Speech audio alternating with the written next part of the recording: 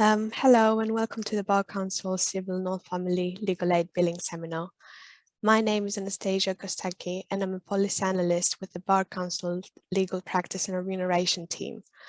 I specialize on civil legal aid matters and one of my tasks is to be an executive on the Bar Council's Remuneration Committee. Tonight we will be hearing from three experts on the topic of civil legal aid. Stephen Barker, Samaya Gilmore and Bob Baker. Before I hand over to the speakers, I would like to mention some housekeeping matters. Each speaker will speak for around 15 minutes and then we will have 45 minutes for Q&A. The presentation slides will be made available to you after the seminar. This session is also being recorded and the recording will be uploaded onto the Bar Council website after the seminar. During the seminar, all of you as participants will be muted, but you can put your question through the Q&A tab that's at the bottom of the screen. And we will be returning to answer this after our three speakers have done their presentations. Please do not use the chat box as this will not be monitored and we will miss your questions. For those of you that need subtitles, there is a function for it called live transcript and it can be found at the bottom of your screen. This first speaker tonight will be Stephen Barker, who joins us from the Legal Aid Agency, and he will be looking at the following topics. Common errors seen on non-family claim upload submissions, and how a provider can claim on behalf of counsel in non-family cases on CCMS to reduce the chance of rejects. The second speaker will be Samaya Gilmore, who is Head of Revenue at Garden Court Chambers and specializes on billing processes. Samaya will be talking to us about inquests, exceptional funding for non-inquest work, and cost estimates on certificated cases. And finally, our third speaker will be Bob Baker, who is the co-chair of the Association of Cost Lawyers Legal Aid Group. Bob's presentation will focus on high cost matters, cost estimates, case planning, and billing. I would like now to invite Stephen to start off with your presentation. Thank you very much. I will share my screen and we'll start off with our presentation, if it's okay. Thanks, Stephen. So, good evening, everybody. Thank you for dialing in. My name is Stephen Barker. I'm a subject matter expert for the Legal Aid Agency. And as Anastasia mentioned, I'm going to try and cover off some of the common issues we see for the Legal Aid Agency through certificated civil matters. I won't go into too much detail, but there'll be plenty of opportunities to ask questions as we've discussed further through the presentations. So what today's session that I'll be covering will be common errors on non-family XML file claim uploads and some of the CCMS issues that we see on lesser seen proceedings, particular reference to some of the more common ones, including the appeal to the first tribunal, which has come up as a common error that leads to referrals to our online support team, particularly around queries on what is the correct way to bill that matter on CCMS. And the second item I'll be covering will be just to sort of clarify how a solicitor can claim on behalf of counsel on CCMS. It's a very less used process to what I think the original design of CCMS had in mind. And this, if this process does work effectively, can actually help reduce down bill rejects and bill returns for both the solicitor and counsel. And then at the end of the presentation, there will just be some links to additional support that we can provide from the Legal Aid Agency.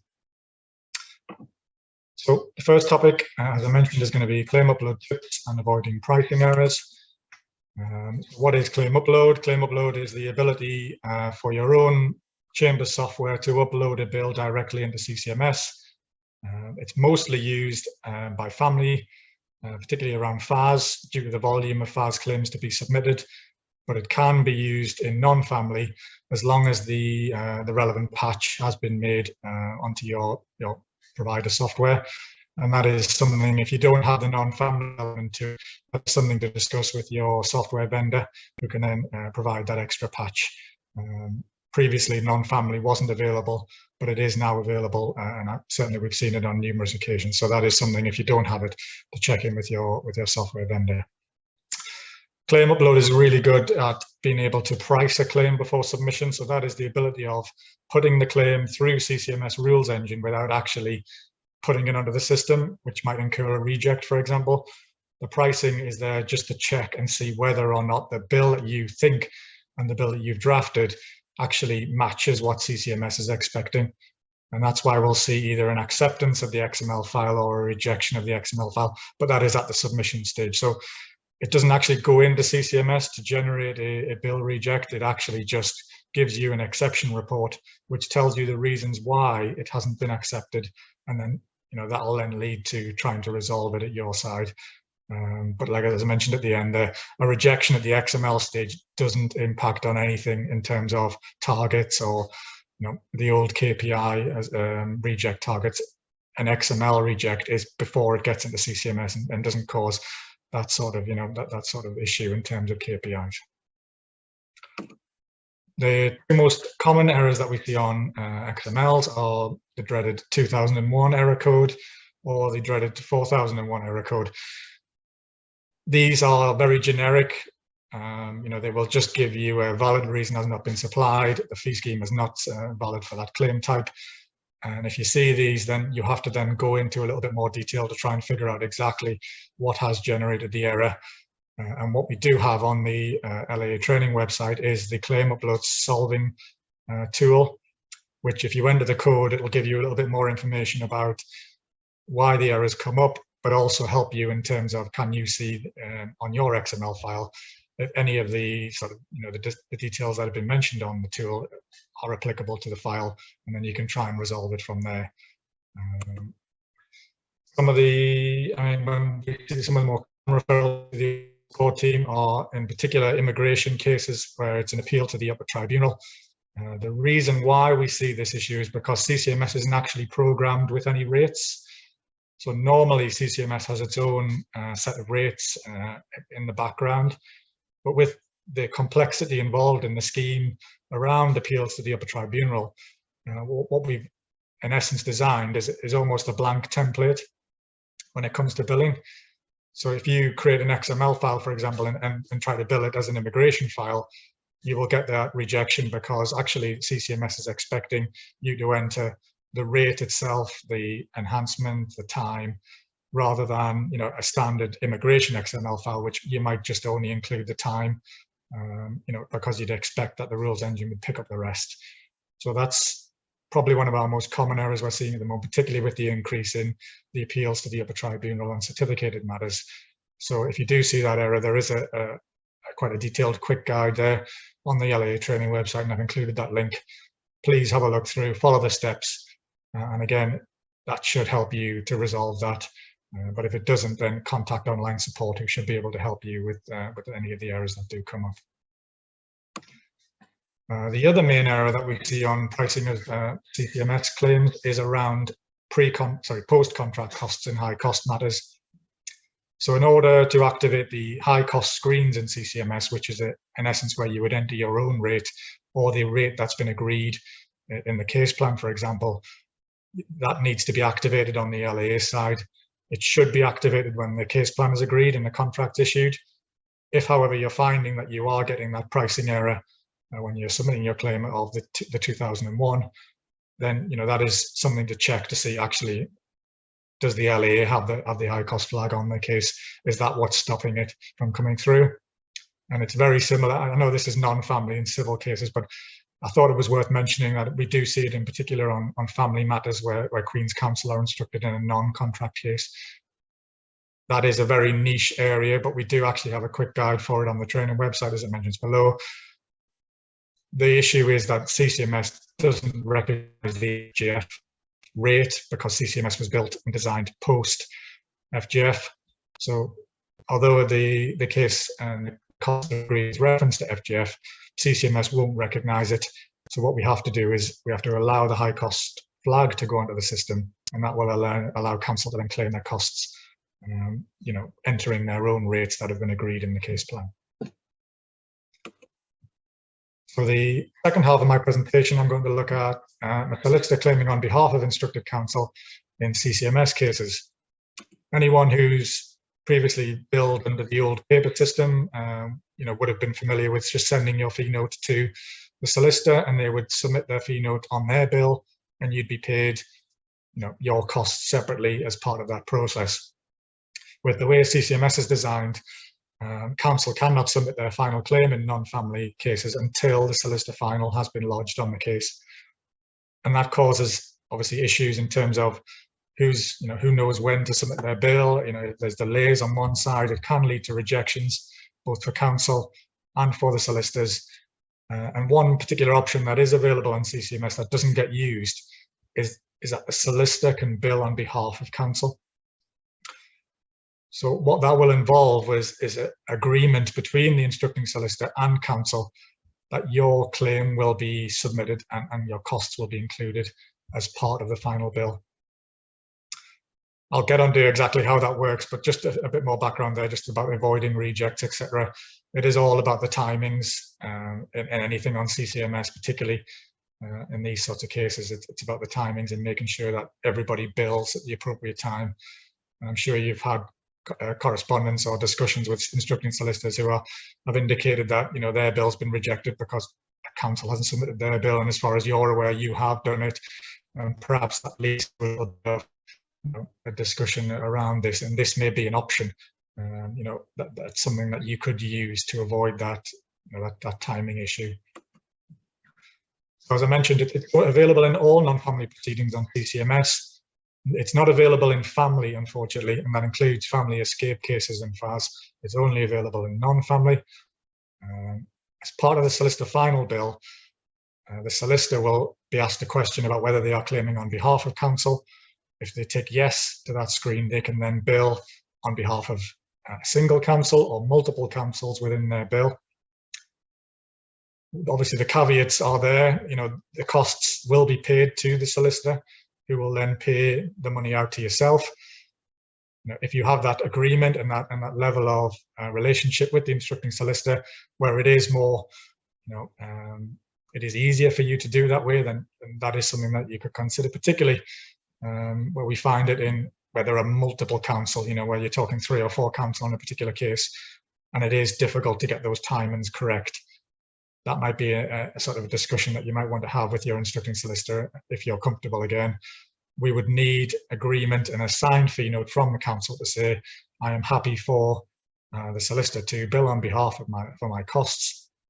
And when that comes in, that will be scrutinized by the caseworker, who will then say that's fine. There are allowances for some counsel to be paid direct, some to be paid on the solicitor bill.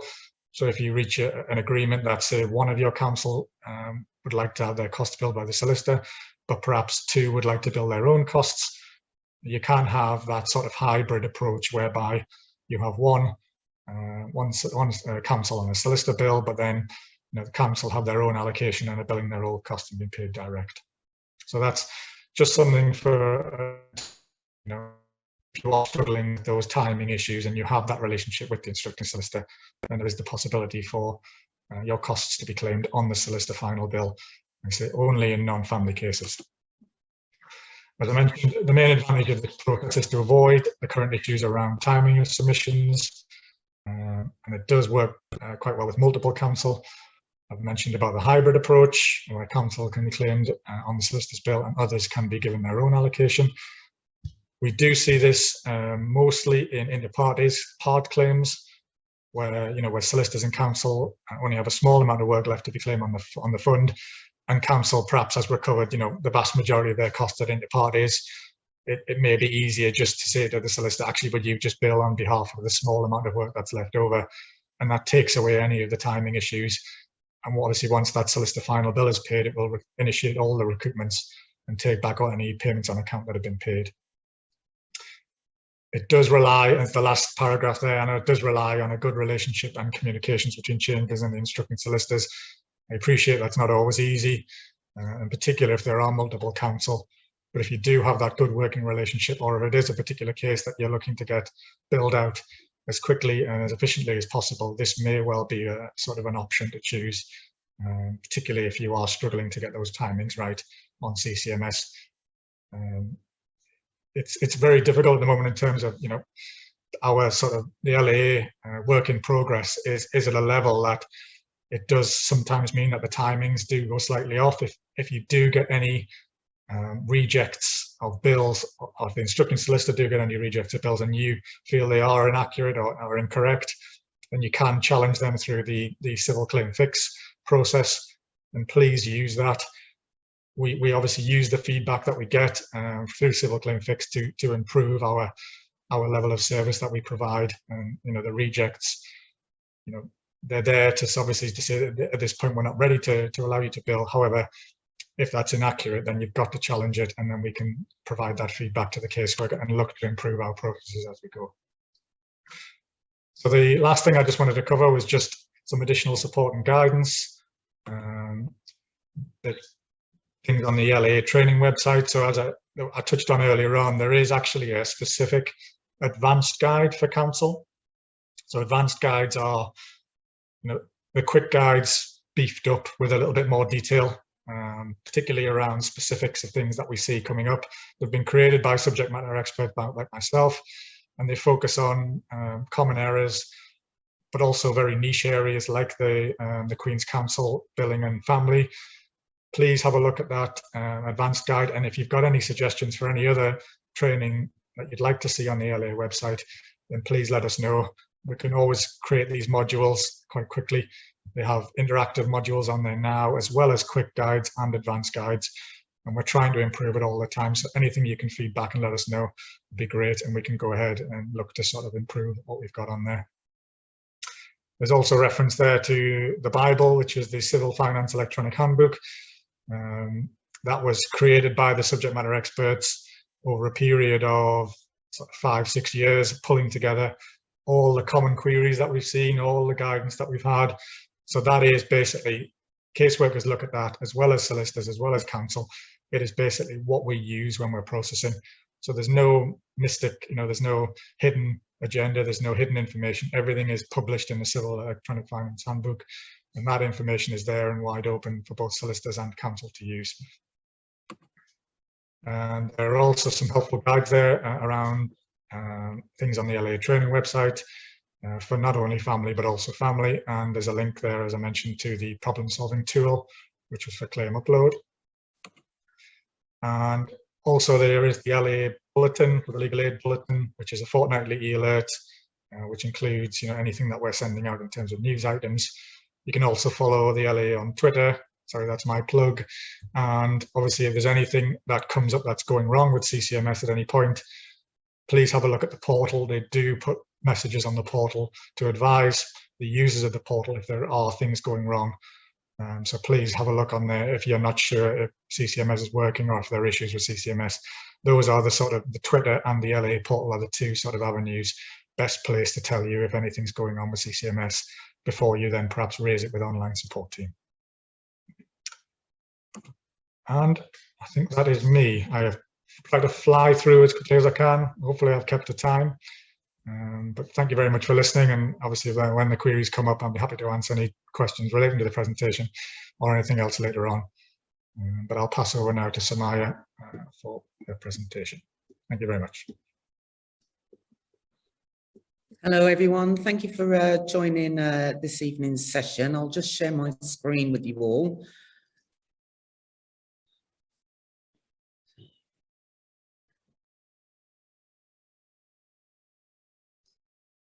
Okay.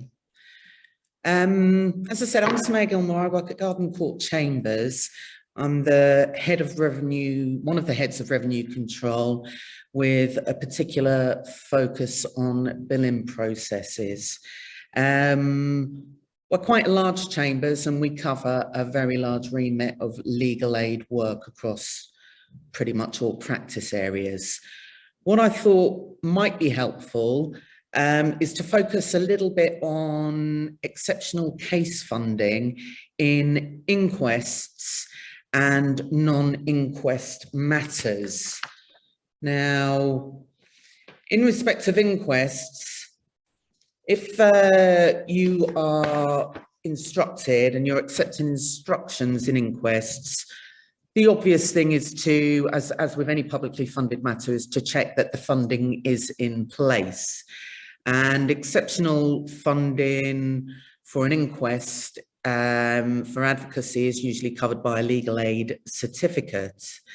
Now, what we have found over the past few years is that there's quite a lot of different interpretations of the guidance and regulations as to what counsel can or cannot claim when instructed on an inquest matter.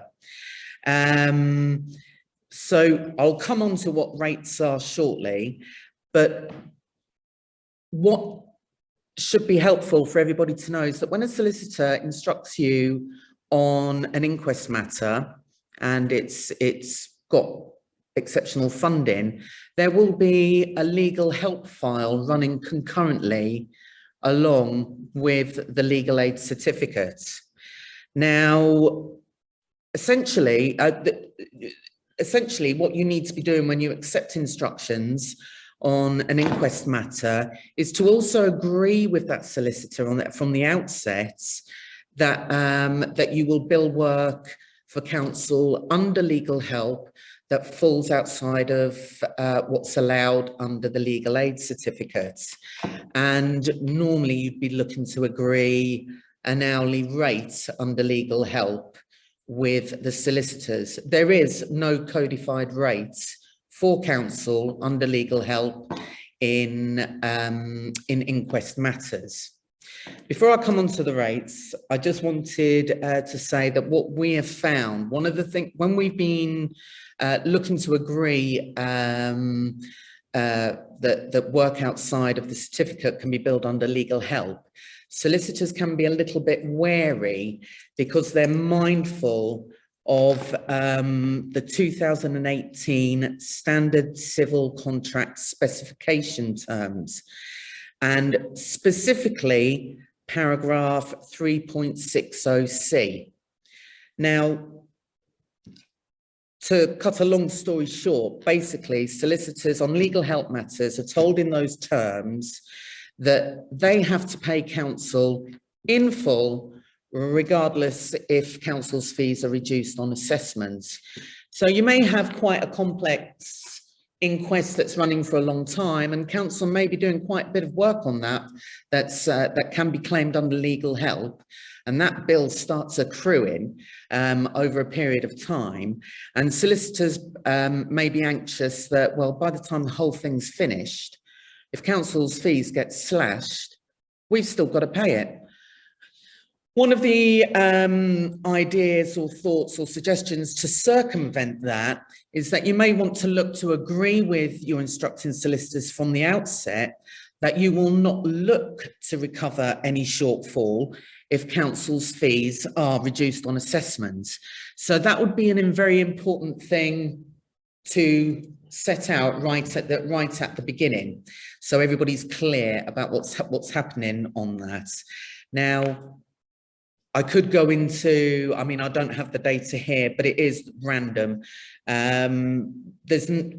Sometimes we've seen counsel's fees on legal help in inquests allowed in full. And then obviously in some matters we see them reduced. But obviously that's going to be a matter for the individual barrister, their clerk, and the solicitor to decide how they're going to agree, how they manage that.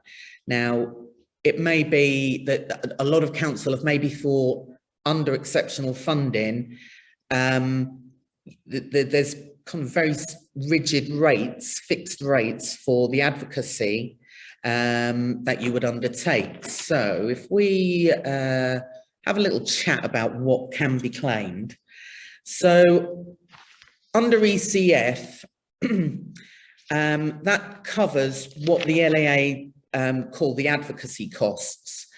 And in the Legal Aid Agency's provider pack on inquest exceptional funding, in May 2020, the advocacy costs included counsel or solicitor costs as an advocate, costs of another legal representative attending the hearing, costs of instructing counsel for the hearing, that is drafting the instructions, conference costs immediately before the hearing, costs of any pre-inquest review hearing at which advocacy is required, and counsel's written submissions or arguments. That's what comes under the advocacy costs. But this was amended in the updated provider pack in January 2022. And the key changes that we've identified are that they do not mention anymore that counsel's written submissions are to be included in the advocacy costs. It's not on there anymore. So it's still counsel or solicitor as an advocate, another legal rep attending the hearing, drafting the instructions. And then there's a slight difference here where they say conference costs before the hearing for the purposes of preparing to provide advocacy. I'll come back to my interpretation of that in a moment. And then they say again, as it was previously, costs of any pre-inquest review hearing at which advocacy is required. Now, there are fixed rates.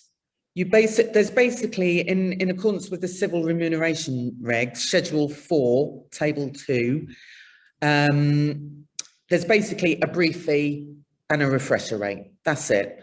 So junior counsel gets a flat brief fee for day one of the inquest of £900, and refreshers are at £450 per day. Silk, it's £1,800 brief fee, refresher £630. Now pre-inquest review hearings, we bill at the refresher rate. So if it's junior counsel, that would be £450. And if there is a conference in advance if there is a conference required, we have found that the legal aid agency will usually allow up to two to be claimed under the exceptional funding certificates. And if you are going to bill a conference that way, we also bill that at £450 plus VAT, the refresher rate. However, since the terms have changed slightly as to what's included in advocacy costs, we have felt there's a bit of ambiguity as to what can be claimed for conferences. So my view is if the con relates specifically to preparing to provide advocacy, I would suggest that you bill that at the exceptional funding refresher rate. If the con relates to anything else, I would recommend that you bill that under legal help. As I mentioned a little bit earlier, written submissions were included in the guidance in advocacy costs in 2020, but that's no longer on there in the updated guidance or provider pack in January 22. So I would suggest that written submissions are billed under legal help, and that certainly makes a difference for counsel if you are on a long-running inquest and you've got to prepare written submissions, and before you wouldn't have had a separate fee for that. You just didn't have it. So you can attempt to claim that under legal help. The legal aid agency did provide to me back in July of last year a little bit of helpful guidance, because we were finding with solicitors, with billers, with counsel, everybody had their own view on what you can and can't do in terms of what you can claim in inquest matters. And in short, the legal aid agency basically said that if any work completed on the file doesn't fall under the advocacy costs that are set out under the certificates, it would be claimable as part of the legal help costs and should not be claimed under the certificate and the advocacy costs. You wouldn't get that anyway. Now, bear with me. So in terms of, so the exceptional funding rates are quite straightforward, that's fixed. In terms of legal help, can get a little bit more, more to look at, but essentially, as I said earlier, council does not have a codified rate. So it's carte blanche, but obviously we have to be mindful that it's legal aid. And you will find that maybe some solicitors will want you to agree the rates that they are subject to, as per the civil remuneration regs, or you can try and negotiate a slightly higher rate with the solicitors for doing any legal help work. But obviously, whatever you agree, I would say it's always, you need to be mindful that it will be subject to for assessments. And you need to be aware of you know, if what the solicitors would be claiming if they were going to be billing the work you're doing.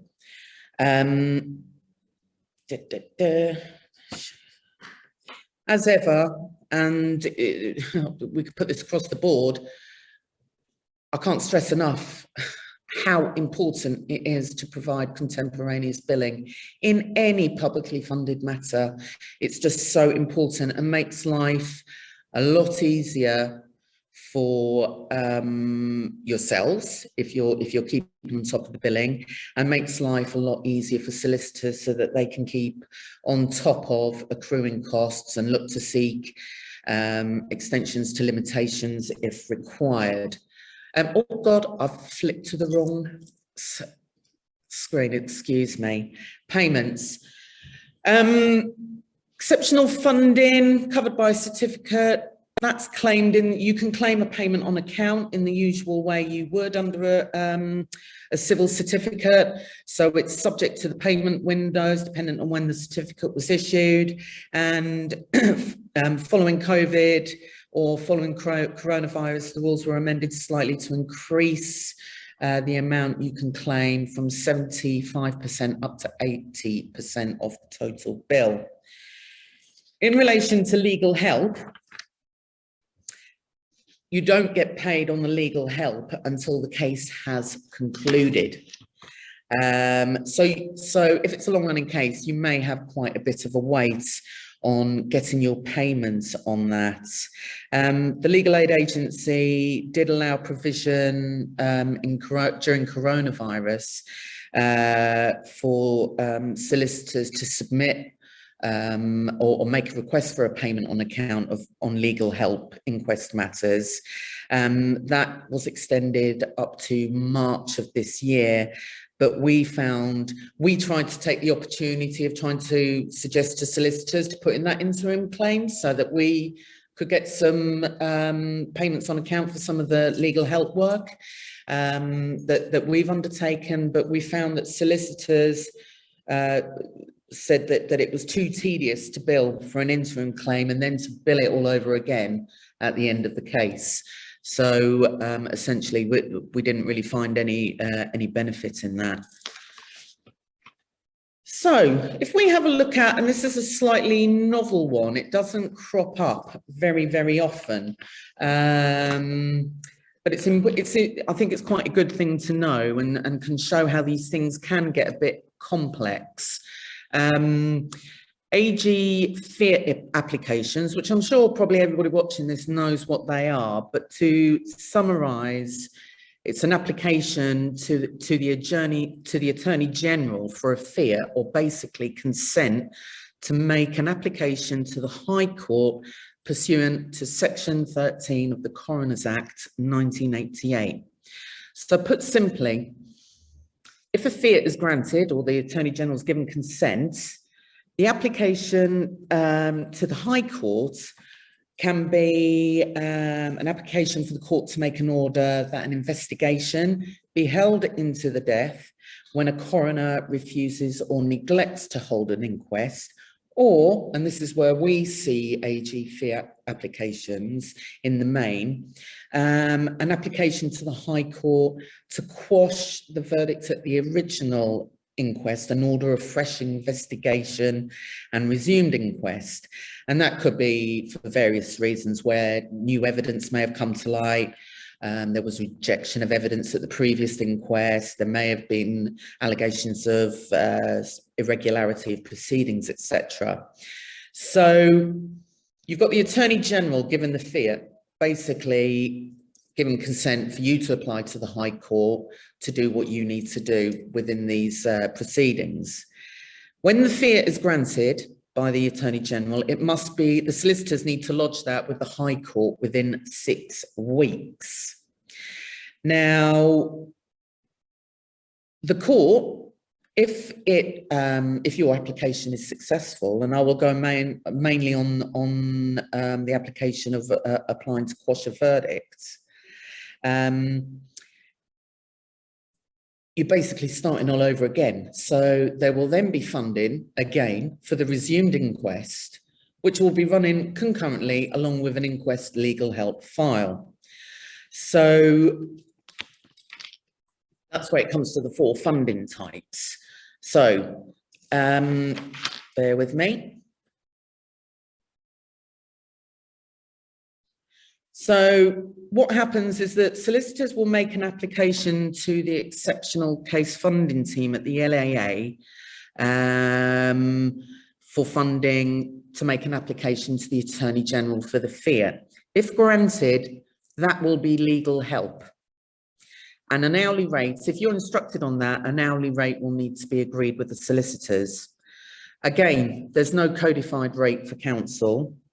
The solicitors' rates are set out in the remuneration regs, and you have at Schedule 1, Part 2, and you need to bear in mind the Legal Aid Agency Standard Civil Contract Category Definitions, 2018, paragraphs 16 and 17, which helps the solicitor or yourself decide what category of law, what table of rates for the category of law matches nearest to your matter. So, for example, say it was a death in police custody, you'd look at the table that I think would cover actions against public bodies, as an example. Again, you need to, if agreeing hourly rates on legal help, you need to bear in mind that it will be subject to LAA assessment and what the solicitor's rates would be. It may be in some instances that solicitors want you to agree the rates that they would claim if they were doing the work. So we've got legal help for the fiat application. The fiat's granted, and if the fiat is granted, the matter, and Stephen will correct me if I'm wrong, automatically qualifies for certificated funding to pursue your application in the High Court to overturn the verdict at the last inquest, for example. And that certificate and that work is billed under the usual civil certificated standard rates. It's not inquest rates, it's the usual, because you're basically applying for a remedy in the High Court, so it's just subject to the standard civil certificated rates, which I'm sure you all know are at Schedule 2 of the remuneration regulations. If the High Court grants the application and orders a new inquest, as I said earlier, the matter again will qualify for exceptional funding for the new investigation and inquest and a concurrent legal help file. So we've got an AG fiat application, legal help, High Court application, civil legal aid, new inquest proceedings, legal help, and exceptional case funding under a legal aid certificate. So we can have, if this runs the full course, you can have up to 4 different funding types for those proceedings. It's also worth noting that there may be, and it's just something to have in the back of the mind, that there may be civil damages proceedings running concurrently to the inquest. And if funding is allowed by the legal aid agency on those proceedings, That will obviously be by way of another legal aid certificate and subject to the usual rates. So you can see it can get a bit complex if you're not very clear when you're instructed in these matters, that there's that you're clear on what the funding is for each stage of those proceedings. I've provided some useful links that has all the information I've just provided for you in this chat. What I will do, if it will be helpful to people after this session, I will just provide just some key further information, just setting out some of the schedules and regulations that I've referred to specifically, if that may help. So now I'm going to go on to case funding, exceptional case funding in non-inquest matters. Not a common thing, or it's certainly got a bit better since it was introduced following LASPO. And exceptional case funding in all other matters, non-inquest, is basically for all those matters that are now out of scope under current legal aid. And you can check whether your case can be potentially funded as an exceptional stage by looking at Section 10, or the guidance, the regulations are under Section 10 of LASPO 2012. Usual areas we see this type of funding granted is in welfare benefits matters, housing law, education law, and immigration cases. When the solicitor is making an application for this type of funding to the legal aid agency, they must state in their application whether it's proposed that the services should be provided as controlled work, to put it simply, legal help, or licensed work, certificated work, or under an individual case contract. It may be that if you are working on one of these types of matters, that you're doing initial work at risk. According to guidance, the legal aid agency usually process applications within 25 working days. But if the LAA agree a case is urgent, they will prioritise it and make a decision within 10 working days. So if you're instructed on one of these matters and funding is not yet confirmed, when you're looking at accepting those instructions, you've got to make sure it's understood and agreed that the initial work will be at risk. If the exceptional funding is then granted, it is very important to check the limitation given by the legal aid agency to determine the rates to be applied under the civil remuneration regulations. If an individual case contract is granted, it will be specific as to what funding is allowed, e.g. a fixed amount for junior or leading counsel. But we've found that, again, there's confusion that because it's just called exceptional case funding, we've found some people just assume it's the inquest rates, because the non-inquest exceptional funding is quite a rare beast. You don't see that many of them, or I can say that we've started seeing quite a few more coming through over the past year or so.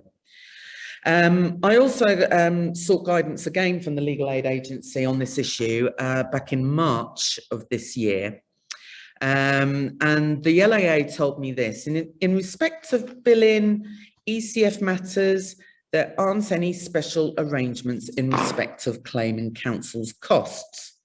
So providers can approach billing for counsel in these cases in the same way as they would for regular in-scope matters, both for controlled legal help and licensed certificated matters.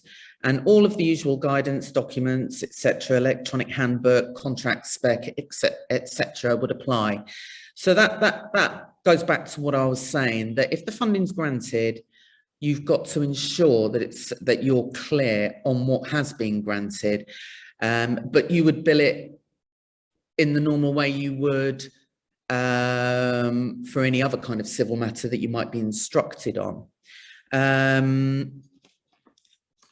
Now, I did provide a little example, just to give you an example. For example, we had a case where funding was granted in an education matter on appeal to the High Court against the Special Educational Needs Tribunal.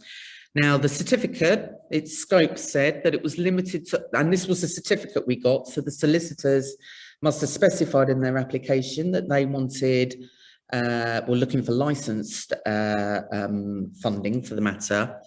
So the certificate says limited to all steps up to and including representation at the first tier tribunal and obtaining external counsel's opinion. Therefore, in a situation like that, therefore the rates that would apply in accordance with the civil remuneration regs would be Schedule 1, Part 3, Table 10C, which is basically sets out the hourly rates, certificated hourly rates for first tier tribunal matters. So kind of touched on again what you can claim. So again, it's just very clear that basically you've got to be mindful that if you take this work on, it may be at risk initially, and you've got to be ensured that you're prepared to accept that when taking those instructions. If funding is granted, you've got to make sure that yourself or your clerking team is very clear what that funding is, because it could be anything. It could be anything within the remuneration regulations. So you've got to make sure that you know what you should be billing it under. Now, I did provide a few extra useful links relating to exceptional funding. You'll notice that I've put at the bottom there, the Public Law Project. I highly recommend visiting their website if you haven't already or are not aware of it, but I'm sure you are. And that provides very, very helpful guidance in relation to all areas pertaining to public law, but it does have a good section on there on exceptional case funding, inquest and non-inquest.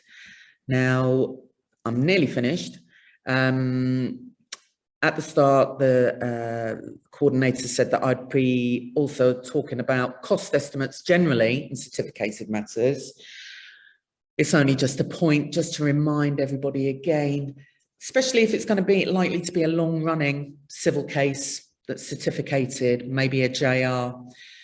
It's really important to give regular cost estimates for each stage of the case to the solicitors.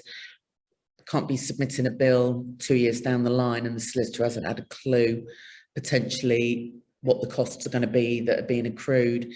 Now, it might be said, well, the solicitor should be asking me and making sure that I send it to them. Well, I think we all need to try and work to get, because it's hard enough doing legal aid work, and we know that it can be quite onerous dealing with the billing and the processing of the claims, but to try and make life easier for yourself and for the solicitors, please try and aim to provide regular cost estimates within a publicly funded case and do regular billing. And that's all I've got to say. So I hope that has been a little bit helpful. Any questions, I will try and answer as best as I can, or I may have to come back to you. But thank you very much. Thank you, Samaya. Now, before I move on to our last presentation by Bob, I would just like to remind our attendees to put in any questions they may have through the Q&A tab that's at the bottom of your screens. And over to you, Bob. Thank you very much. I'll share my screen a second.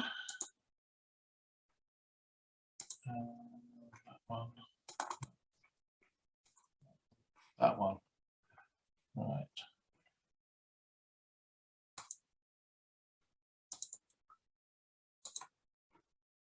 Right.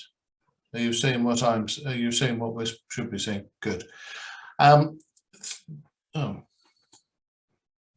Over there.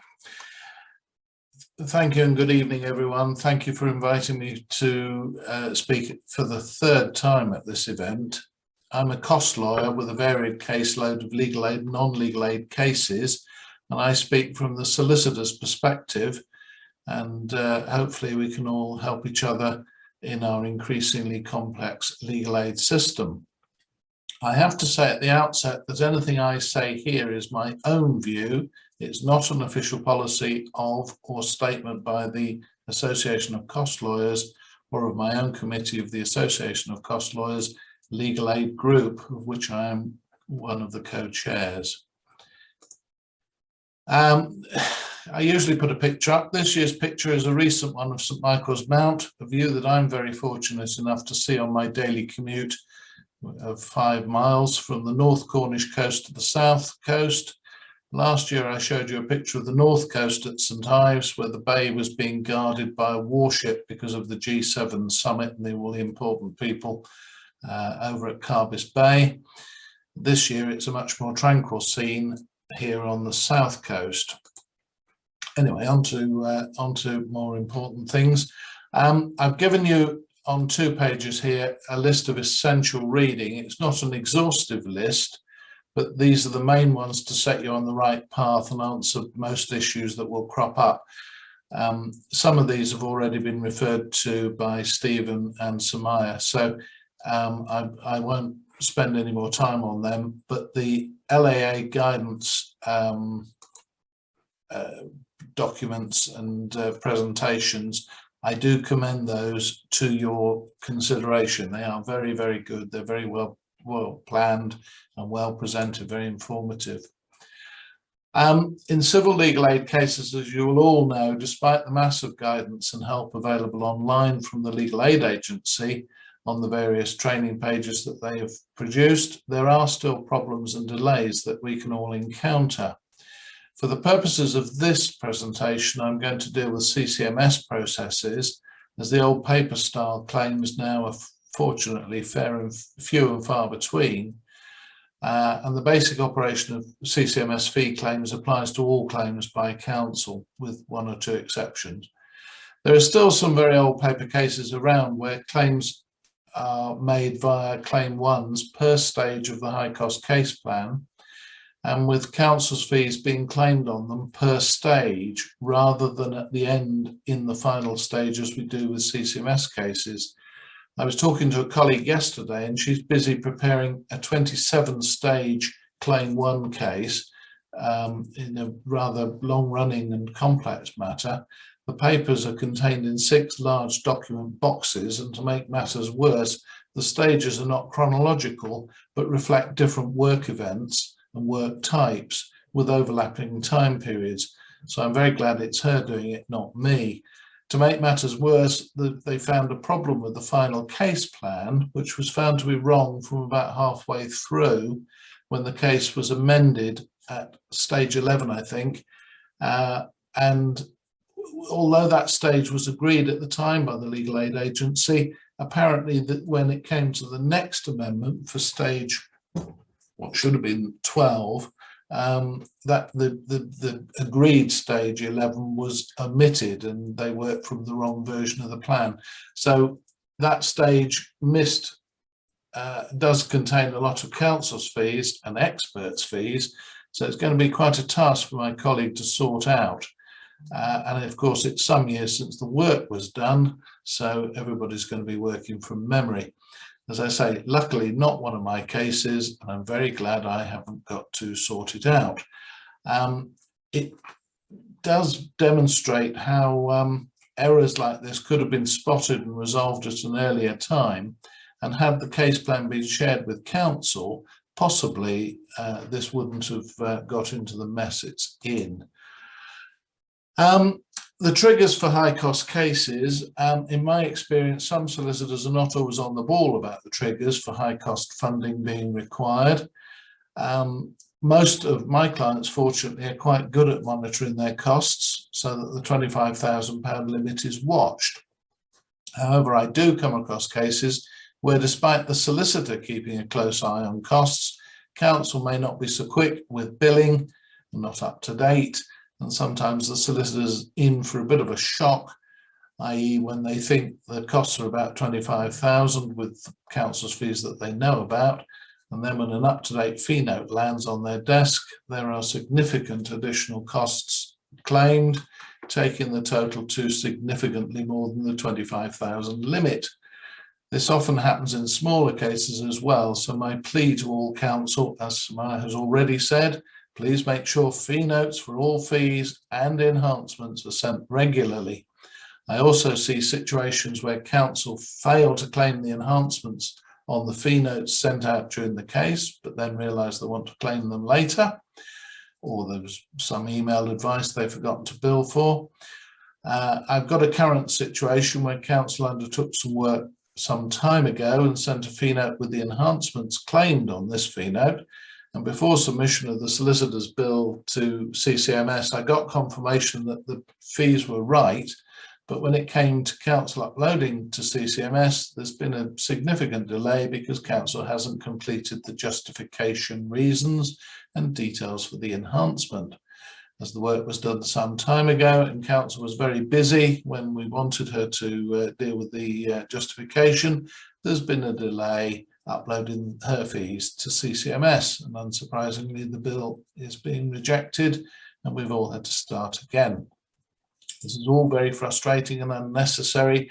Had the justification been done at the time when the work was done, when the factors were fresh in the mind. Perhaps a case of never put off to tomorrow what should be done today.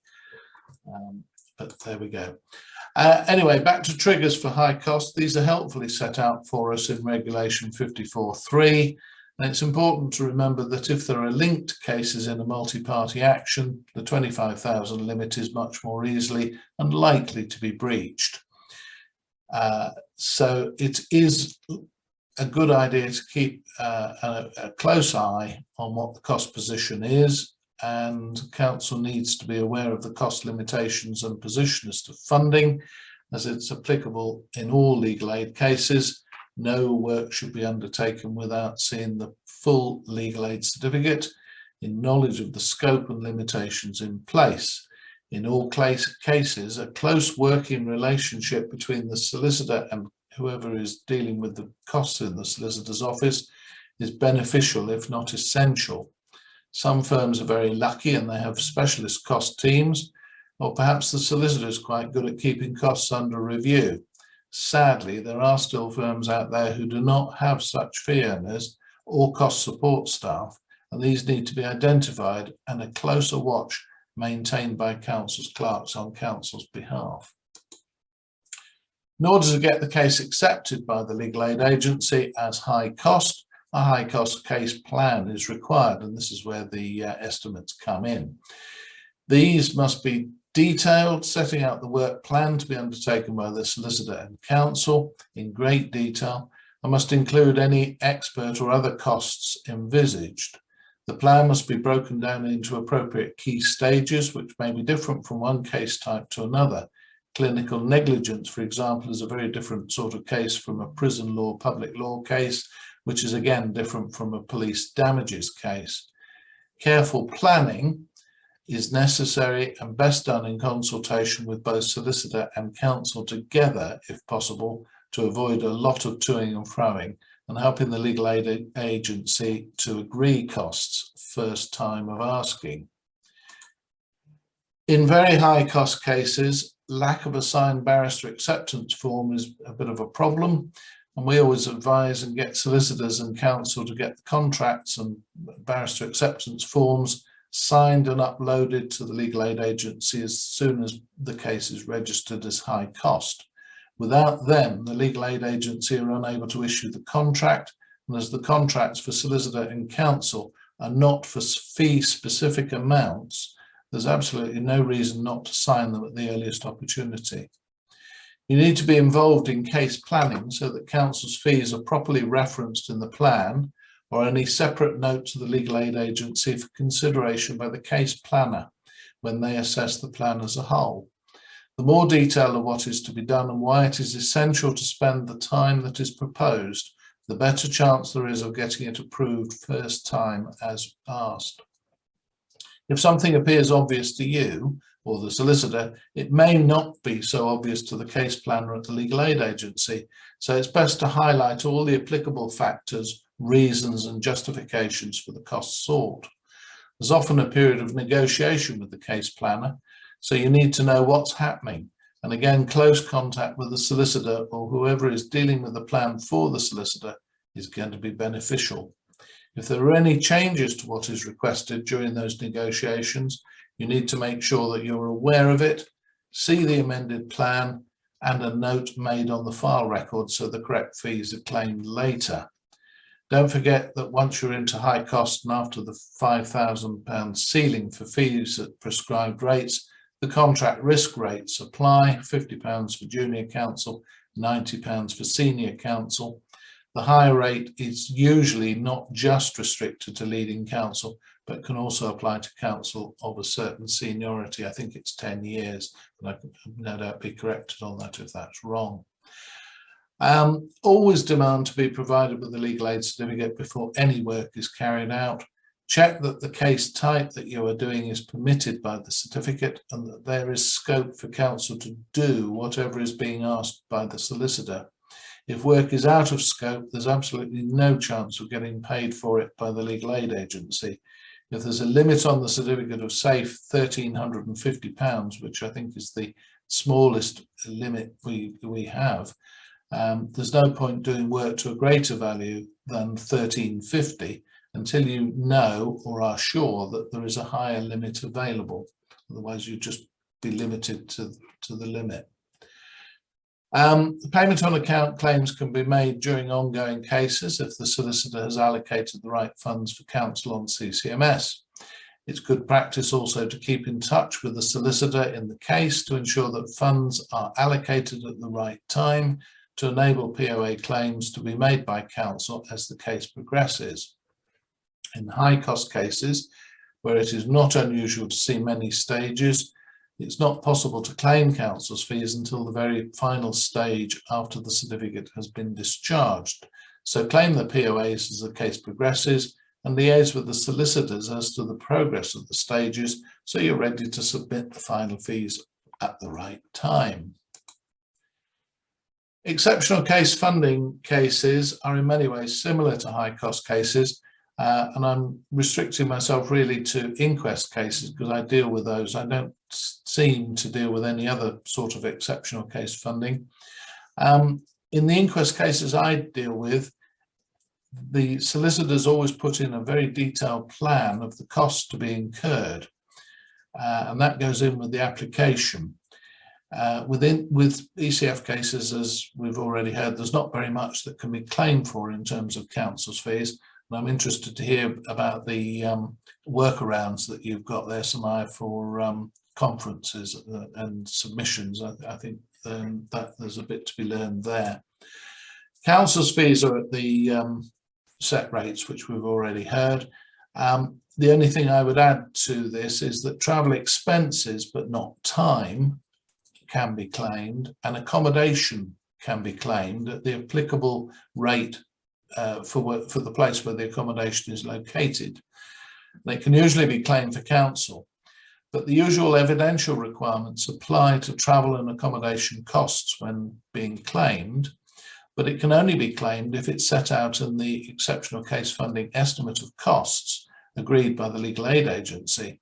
So as with high cost cases, hopefully the solicitor and counsel's clerk will be working together to prepare that estimate at the outset, so you will know what is provided for in the agreed cost limit.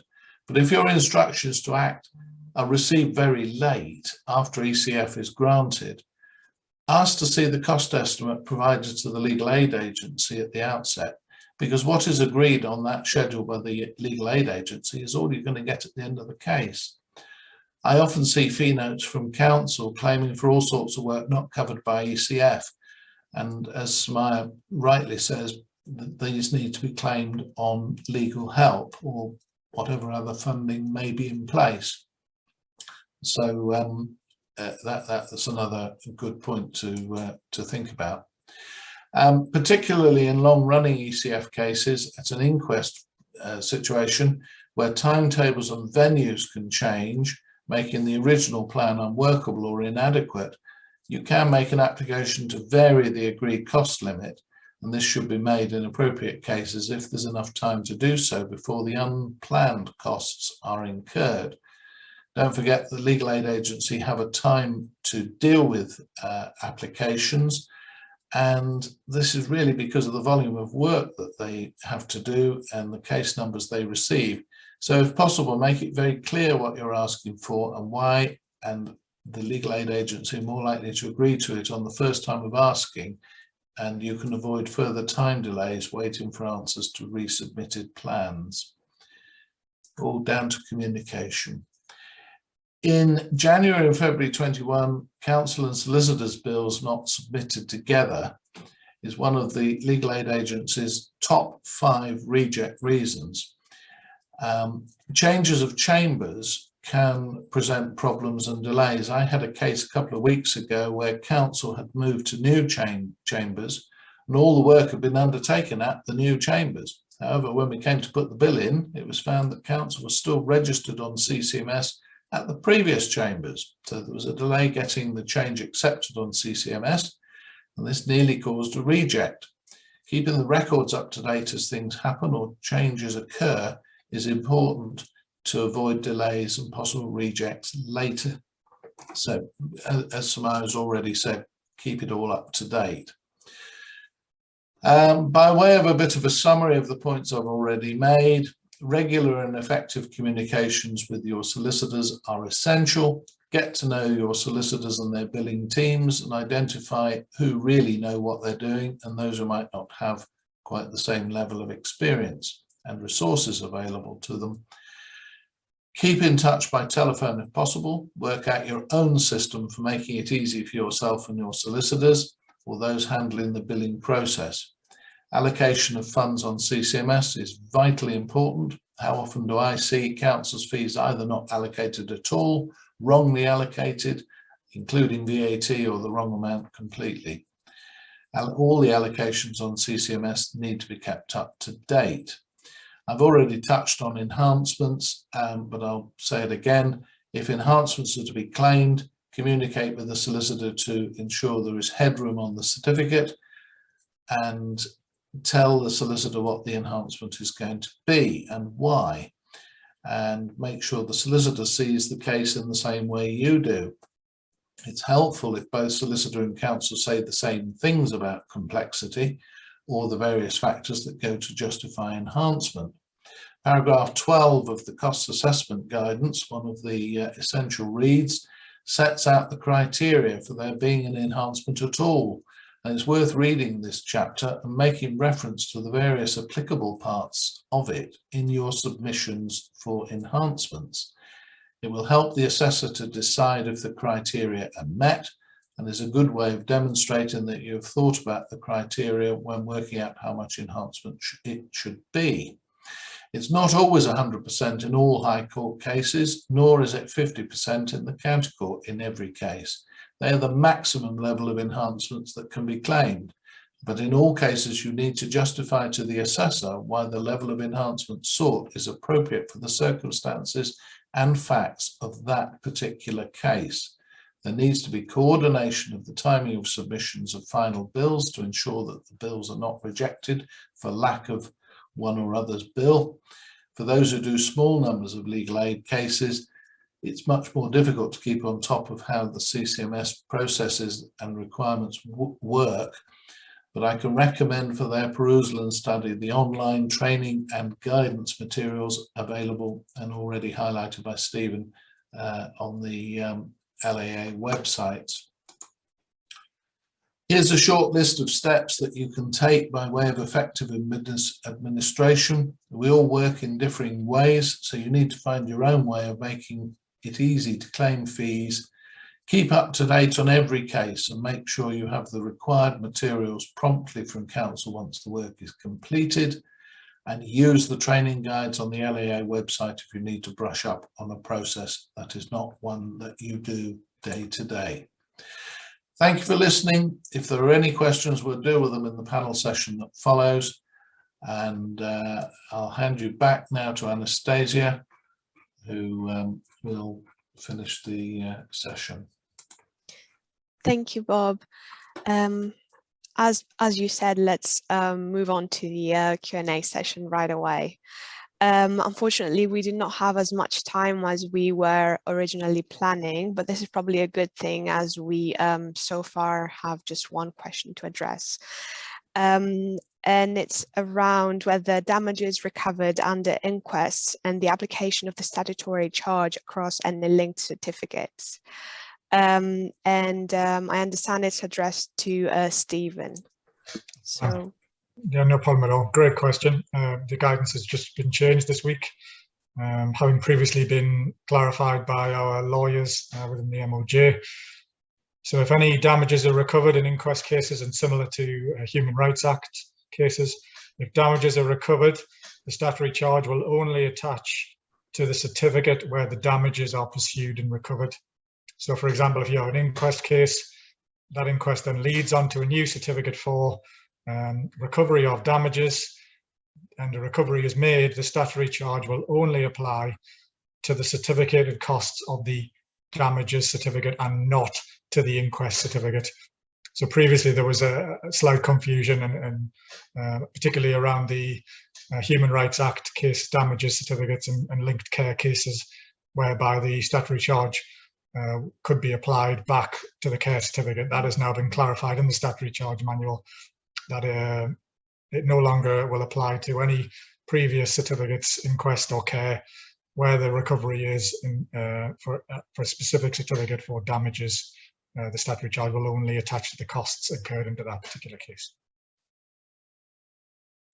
That the statutory charge manual is updated for the first time in a good while, and that'll be on the LA website this week. If anybody does like to have a little look at it, it's not a great page turner, but it does have some good information in there if you do get asked a question by your solicitor around the application of the statutory charge. Thank you very much, Stephen. I hope that makes things a bit more clear in this area. It seems that we do not have any other questions unless someone would like to submit one now. But in the meantime, I will invite our speakers for any closing comments you may have. Just to say thank you for the invite and thank you for the time. Obviously, communication between the LA and the Bar Council should continue at this level, and I'm happy to attend any of the presentations or any of the events that the Bar organises, as well as I'm happy for my email address to be given out as part of the session, so that if there's any specific queries that you don't want to raise here, you can raise them direct with me. I'll be able to get you the answer, either myself or from one of my colleagues. Thank you very much, Stephen. Yes, thank you. I'd like to thank everybody for their time and patience this evening. And I can only echo what Stephen says about the documentation and advice that the legal aid agency are able to give. Stephen is an absolute mine of information, and he's never yet failed me on sorting things out. So thank you to him as well for all that he does. And I'll just say thank you for inviting me to speak at this evening's seminar. I hope that some of you have found it useful. And going really back to how Bob just keeps reiterating, communication and being timely is just key across the board. Very, very much so to ensure, because when it doesn't work out, it's messy to try and sort out and time consuming. So really important, there is that communication and prompt billing and prompt requests, etc., etc. But thank you very much. Oh, and like Steve said, if anybody would like to contact me directly, or if they would like me to speak to maybe any of their clerking teams regarding exceptional funding billing or inquest billing, I'm more than happy to do that. Thank you very much. Thank you, Smaya.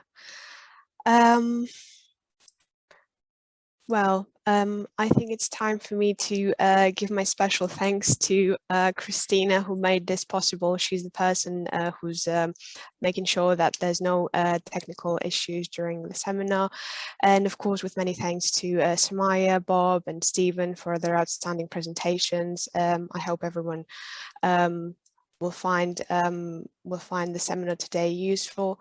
For those of you who attended the session, I would like to remind you that the recording will be sent to you later this week, as will the slides. And you will also be sent a feedback form, which we would be very grateful if you could take the time to fill out. It will only take 2 minutes of your time, and it would help us understand what you like, what you didn't like, for future reference. So thank you again for your time and for joining us tonight. Have a good night.